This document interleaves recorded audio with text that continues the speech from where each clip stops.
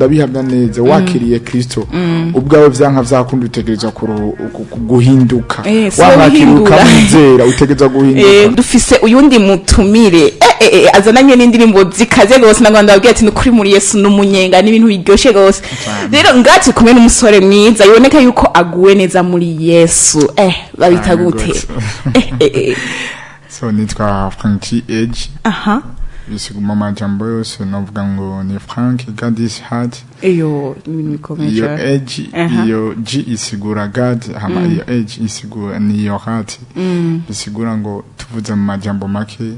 mu Kirundi ni Frank umutima w'Imana yo iryo zina ryawe rirakomeye umutima w'Imana none umutima w'Imana ihuriye na Frank ushobora kutubwira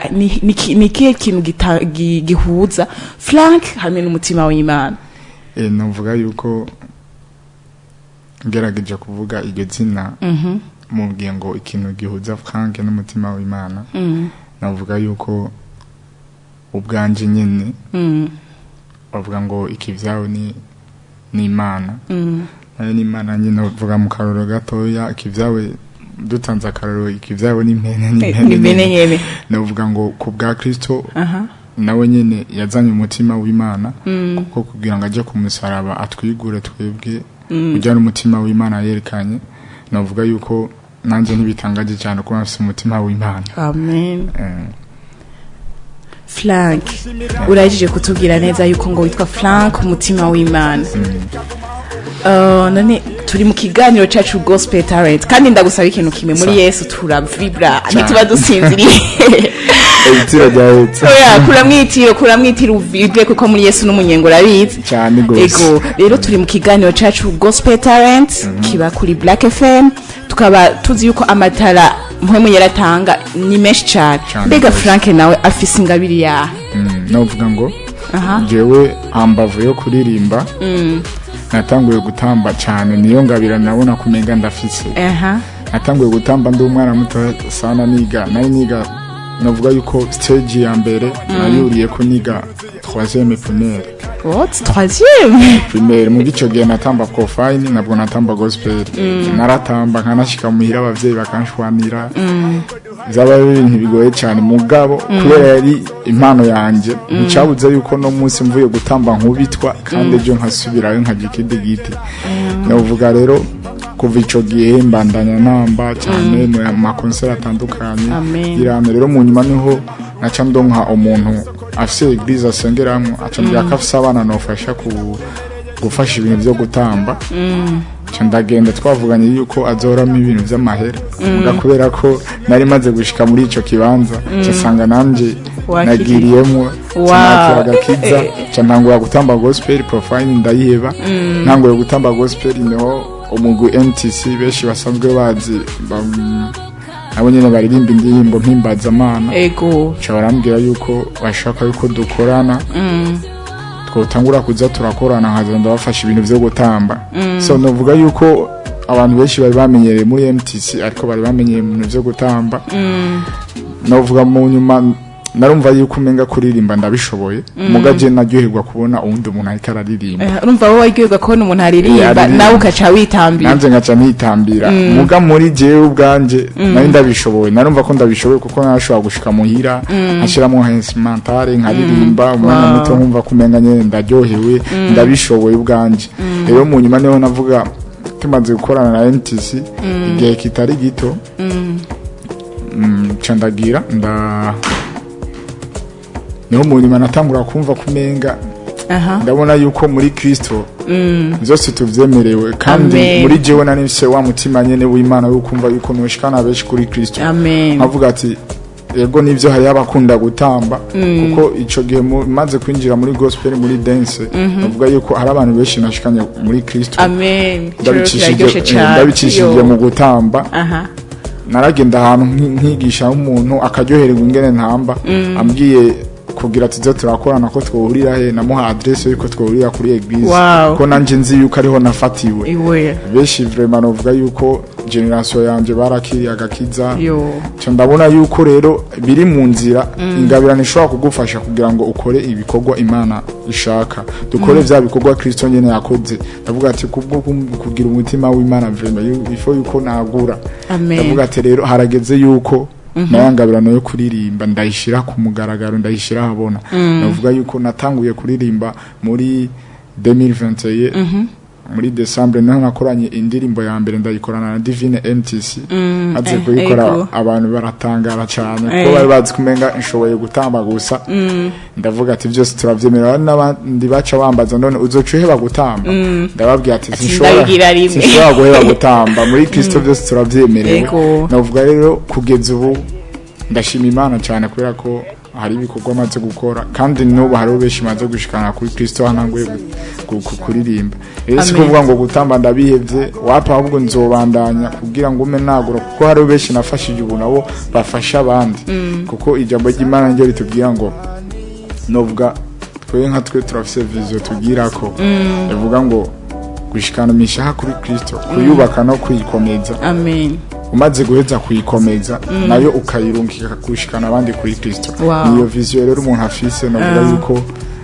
nivyo mu majambo mabi urazi rero inta yawe irafashije gose urazi ahantu ifashiriza bana ubu isi tugezemo hari ukungena usanga bavuga nk'isengero ati rya shengero wisengeramwe abantu bambara nabi rya shengero wisengeramwe abantu mengo ntibarakizwa neza ariko shubuye kubona kwa kuntu inzira z'Imana zirenga igihumbi kuko urumva wewe uwo muntu yari yakubwiye ugende nko gukora akazi mugabo urumva Imana yari kuri misi aho nyene niho yagufatiye bantu b'Imana musubire gujija imitima y'abantu ngo agenda yameze nabi naguciriyemo navuga yuko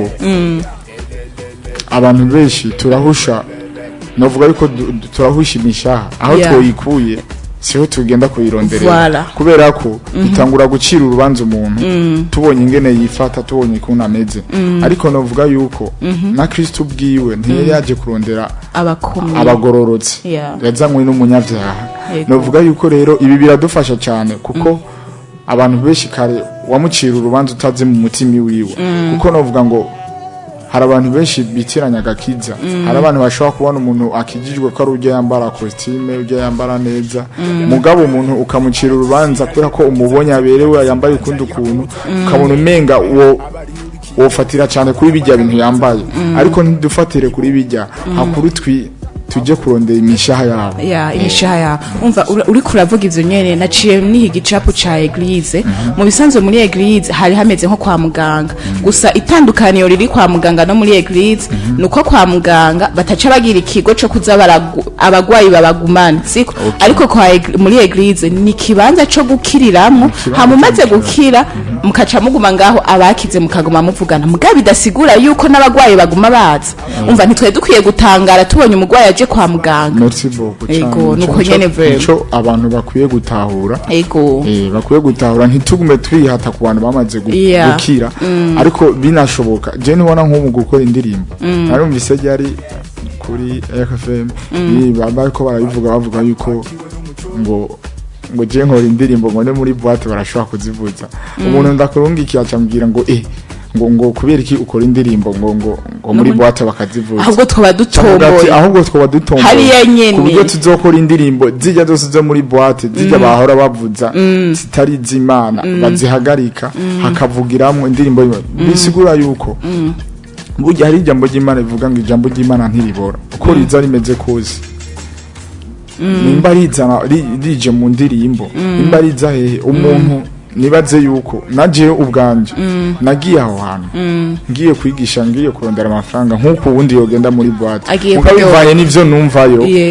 muri eglise ugasanga baravuze ijambo ry'Imana mvuyeho numvise makeya canke indirimbo bavuza novuga yuko ico umuntu aba nk'umwanya munini nicaheza agacika ego uraheba ugahinduka cyo nyene ahubwo rero nanje ukivuga ico nyene numvise uburyo wakijijwemo ahubwo nari numva indirimbo z'Imana ntizaye zikwiye mu bisanzwe mu rusengero haza yarakomeye gusumba abagwayi ahubwo zaye zikwiye kuja hiyo nyene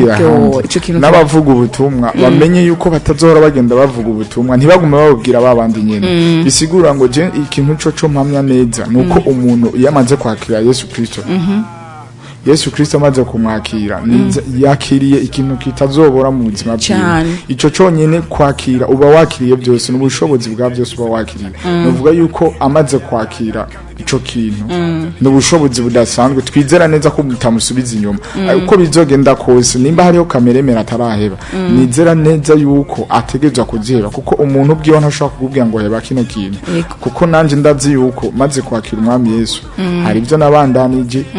muga nta muntu yigeze ambwira nta pastor yigeze ambwira ngo heba inzoga canke hebiki novuga yuko wa muntu nyene bwa bushobozi nyene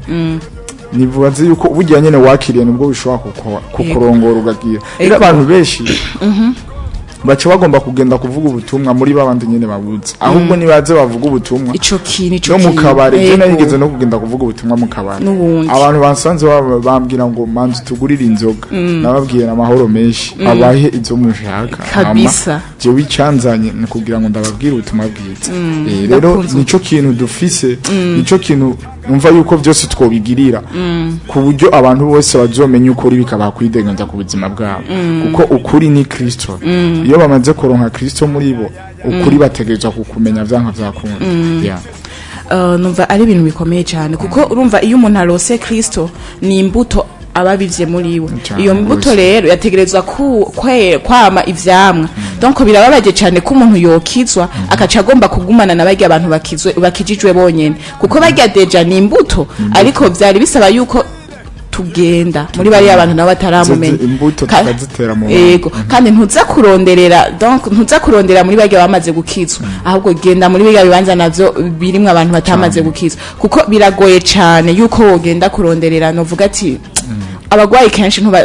abagwayi simpaka ngo bagusange kwa muganga siko bizogorana cyane yuko umuntu adakijijwe agusanga muri eglise ariho nuba agwayi adashaka kuja kwa muganga iyo rero ni ngorane ariko ku bwacu ku bwa mission d'office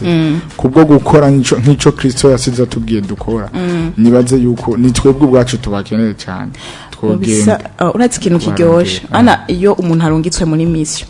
baramuha ibikwiye byose kugira ngo adashobore gukora iyo mission rero nagomba nibutse abakunzi ba Black FM yuko muri wewe wakijije we wakiriye Yesu harimo ikintu gituma ushobora kurangura mission yawe